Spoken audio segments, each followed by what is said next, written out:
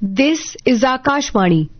A review of today's Parliament proceedings read by Shagun Chopra. First from the Rajya Sabha. Writer is Sanjeev Chopra of PTI. The Rajya Sabha today saw various members raise issues of public importance during the first half, and members took up private members' bills during the post-lunch session. Railways Minister Ashwini Vaishnav meanwhile told the House that the financial health of railways has improved in the last 10 years and now it has a surplus net revenue, though small, after meeting all the costs. Replying to supplementaries during question hour in Rajya Sabha, the minister said that expenditure on energy requirements, which earlier stood at over 37,000 crore rupees, has now been reduced to around 32,000 crore rupees.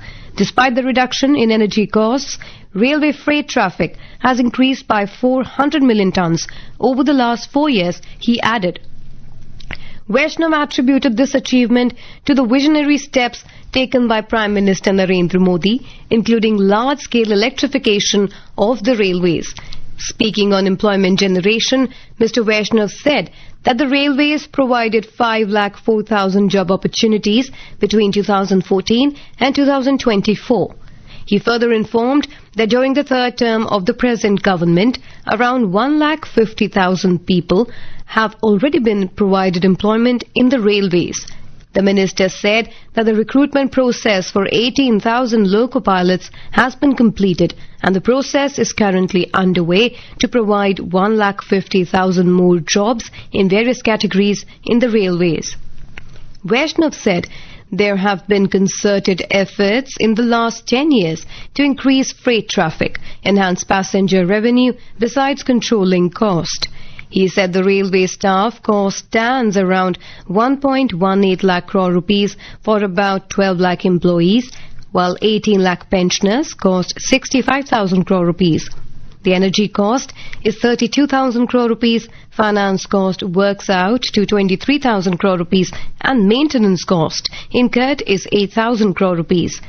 The overall cost of railways is about 2.74 lakh crore rupees, he said, adding that the railways is earning a small surplus after meeting all its costs because of the steps taken by the central government in the last decade. Replying to another question, the minister said land acquisition for undertaking railway projects is a serious problem in Kerala, and only about 14% of the land has been acquired for various projects. The railway minister urged the state government to support the early completion of railway projects.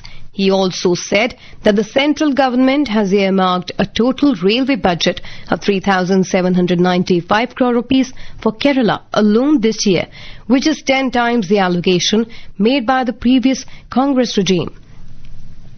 The minister also said the centre has allocated a record railway budget of 5,673 crore rupees for Punjab, which is 25 times more than that allocated for the state during Congress's regime. In reply to another query, Vaishnav said that the redevelopment work of 170 railway stations have been completed under the Amrit Bharat Station scheme. Vaishnav said that over 1,300 stations have been identified for development under this scheme. He said major transformation is happening in the railway sector under the leadership of Prime Minister Narendra Modi. The Railways Minister said the government is focusing on passenger safety and creating amenities for them. Responding to another question, Agriculture Minister Shivraj Singh Chauhan said the government is using technology in a big way in the farm sector and said 8.48 crore farmers have been provided with digital IDs in 19 states. This includes Uttar Pradesh, Andhra Pradesh, Assam, Bihar, Chhattisgarh, Gujarat, Haryana, Himachal Pradesh, Karnataka, Kerala, Punjab, Odisha and Telangana. Work related to issuance of Farmers' ID is in progress in other states, and registration of farmers in Goa, Sikkim, Jammu and Kashmir will start soon, he added. Under the digital public trans infrastructure, AgriStack, The minister said the government is creating Kisan Pehchan Patra for each farmer, recording details of land records and family members. Chauhan also informed that 2 crore 90 lakh farmers have been linked with the National Crop Insurance Portal. The minister said that under the leadership of Prime Minister Narendra Modi, the aim of the government's agricultural policy is to focus on increasing farmers' income, ensure food security, and provide nutritious food to the common man. He said the government is working to boost food grain production, reduce input costs, provide fair and remunerative prices to farmers, and compensate crop losses. Chauhan said to promote agriculture, the Modi government is making extensive use of technology. Minister of State for Rural Development, Dr. Chandrasekhar Pemasani, informed the Upper House that the government has sanctioned more than 3 crore 87 lakh houses to the states and union territories under Pradhan Mantri Awas Yojana Grameen. In a written reply, Pemasani said that this includes more than 2 crore 10 lakh 66,000 houses sanctioned during the last 5 years. Over 1 crore 43 lakh houses have been completed as on 2nd of this month, he said.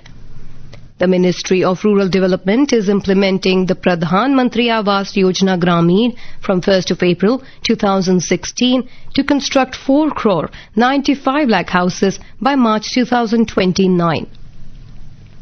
Earlier, during 0 hour, Goa BJP MP Sadanand Sheth Tanavade raised alarm over the surge in online scams targeting tourists, urging the government to take stringent action against fraudulent hotel booking platforms and digital payment frauds that are affecting the state's tourism industry and visitor safety.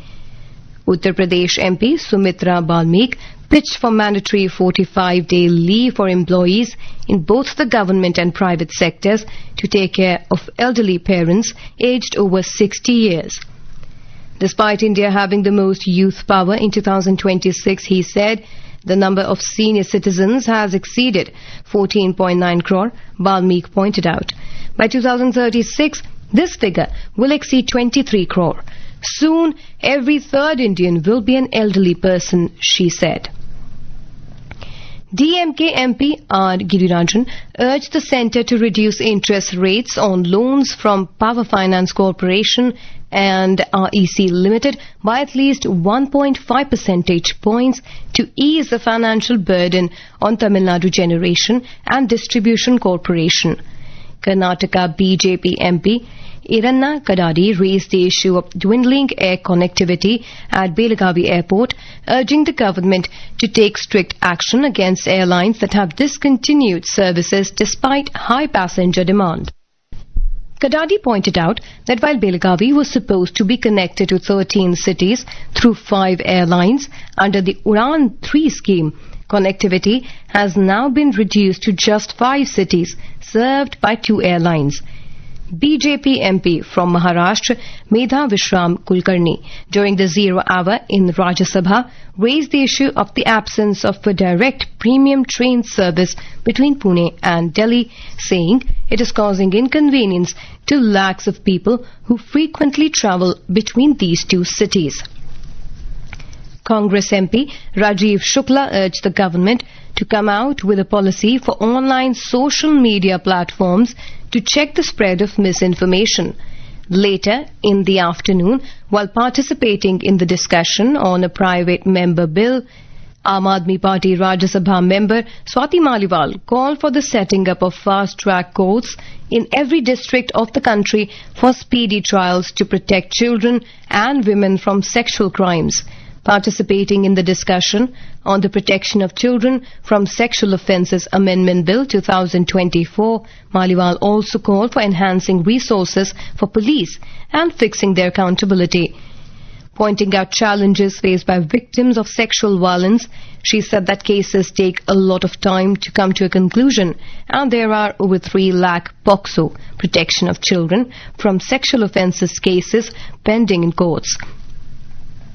She said not every district has fast-track courts, and wherever they are, there too justice is denied at a fast pace. Every district must have fast-track courts, and they should work in a fast-track manner, she demanded. Each district must also have modern forensic science laboratories, Maliwal said, adding that at present such laboratories are in a poor state and for years samples are lying waste in those labs. Stating that women's safety is not a responsibility of just the police and government and is a collective responsibility of society, she said it needs an honest implementation of the law.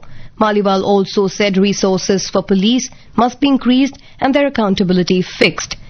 Maliwal said only 14.3% conviction is happening in POCSO cases due to various factors, including weakness in police investigation, samples lying wasted in forensic labs for years, and lack of a proper support system for affected girls. Priyanka Chaturvedi of Shiv Sena UBT introduced the Airline Passengers Rights Bill 2024, which seeks to prevent air passengers from exploitation in terms of fares, basic amenities and unjust profits by carriers and ensure compensation in case of undue delays, loss or damage of luggage. She introduced the Employees Well-Being Bill 2025, which seeks to promote the well-being of full-time, temporary contractual employees in their workplace by limiting working hours, fixing leaves, addressing mental health concerns, and ensuring appropriate compensation. A.A. Rahim of CPIM introduced the Right to Disconnect Bill 2025, which seeks to provide employees with the right to disconnect from work-related communications outside working hours by establishing a comprehensive framework for work-life balance. The bill aims to protect the mental health and well-being of employees and ensure equitable labor practices in the digital age. And now a review of proceedings in the Lok Sabha. Writer is Sagar Kulkarni of PTI. Lok Sabha Speaker Om Birla today expressed disappointment at disruptions in the House. As the proceedings of the lower house began for the day, Birla said, Lok Sabha has lost nearly 20 hours to disruptions since the beginning of the budget session as opposition continued to protest on various issues, including the India-US trade deal. The Speaker then adjourned the proceedings till 12 noon. The opposition members continued with their protests when the Lok Sabha reassembled at 12 noon. TDP member Krishna Prasad Tenneti, who was in the chair, adjourned the proceedings for the day after the laying of parliamentary papers. The Lok Sabha will now meet on Monday, 9th of February, and take up the discussion on the general budget. Questions related to Ministries of External Affairs, Health and Family Welfare, Chemicals and Fertilizers, Women and Child Development were listed for the day. External Affairs Minister Dr. S. Jaishankar, in a written reply, listed steps taken by the government in the wake of the evolving situation in Iran. Jaishankar said the government was closely monitoring the situation amidst the heightened tension. The Embassy of India in Tehran is in regular contact with Indian nationals, including students in Iran, and is providing them regular advice, the minister said. He said the government has issued travel advisories on 5th and 14th January, urging avoidance of non-essential travel to Iran, advising Indians in Iran to leave via commercial flights and stay alert. Jaishankar said the government does not currently view Indian nationals in Iran as stranded, given that Iranian airspace remains open and there is regular air connectivity between Iran and India and with the countries in the region. He said the last evacuation from Iran organized by the government were under Operation Sindhu in June 2025, during which 3,597 Indian nationals were evacuated. Jaishankar said there are about 9,000 to 10,000 Indian nationals across 16 provinces in Iran, which includes mainly students and their families, workers, pilgrims, tourists, business persons and seafarers. In a written reply to another question, Annapurna Devi said the government has launched the national campaign Baal Vivah Mukt Bharat on 27th November 2024 with the objective of making India child marriage free. The campaign aims to create awareness for prevention of child marriage, enhance involvement of parents, strengthen the role and capacity of child marriage